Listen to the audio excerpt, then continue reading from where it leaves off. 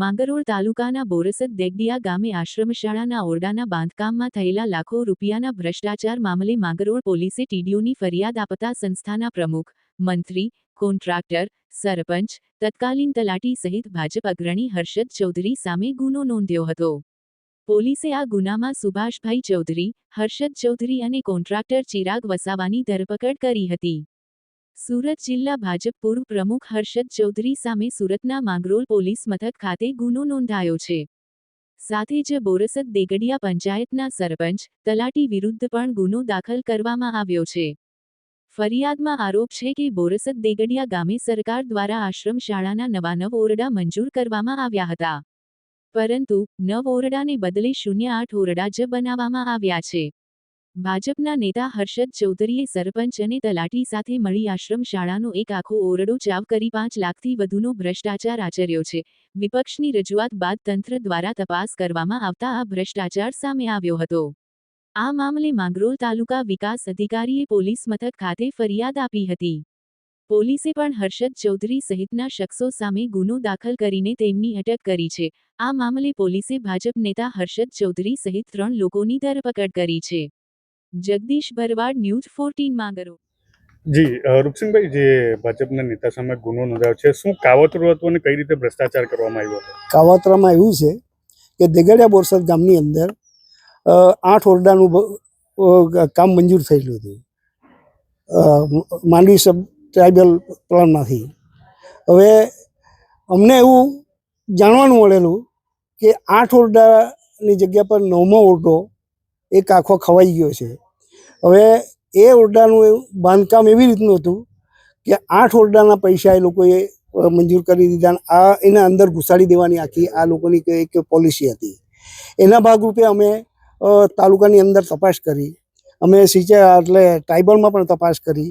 તો તપાસ કરતાં અમને જાણવાનું મળ્યું કે આ જે 8 ઓરડાની જગ્યા પર એક ઓરડો આખો ગાયબ થઈ ગયો છે. એટલે અમે સીધો ટીડીઓનો સંપર્ક સાધ્યો.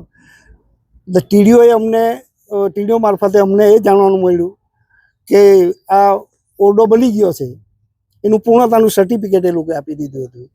એટલે ત્યાર પછી અમે આ મામલતદારશ્રીને આવેદનપત્ર આપ્યું, અમે કલેક્ટરને લખ્યું, અમે ડીડીઓને લખ્યું, અમે પ્રાંતને લખ્યું.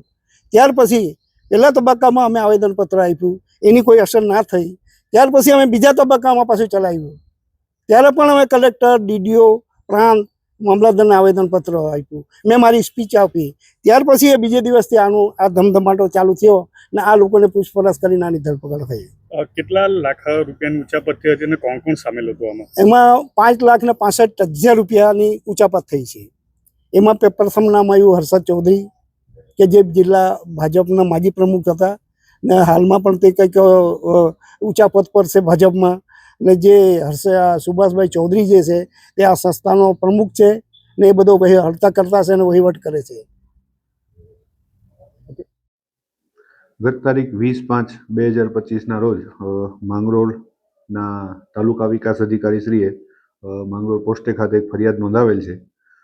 જેમાં માંગરોળ પોસ્ટે વિસ્તારના બોરસદ દેગડિયા ગામમાં આવેલ આશ્રમ શાળામાં 2 સરકારશ્રીની અલગ અલગ યોજનાની 2 અલગ અલગ ગ્રાન્ટ હેઠળ કુલ 9 ઓરડા બનાવવા માટે ગ્રાન્ટ મંજૂર થયેલ હતી. જે પૈકી એમની તપાસ દરમિયાન 9ની જગ્યાએ કુલ 8 જ ઓરડા બનેલ છે અને એક ઓરડો બનેલ નથી.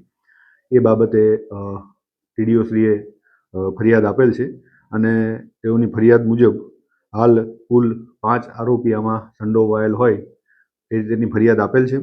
જેમાં ગ્રામ પંચાયતના સરપંચ, તલાટી, સંસ્થા જે છે આશ્રમ શાળા એના પ્રમુખ, તેના મંત્રી, એ સિવાય જે એજન્સીએ કામ કરેલું છે કોન્ટ્રાક્ટર એજન્સી, એના વિરુદ્ધ ફરિયાદ આપેલ છે. હાલ ગુનાની તપાસ ચાલુ છે. 5 પૈકી 3 આરોપીની ધરપકડ કરવામાં આવી છે અને હાલ તપાસ ચાલુમાં છે.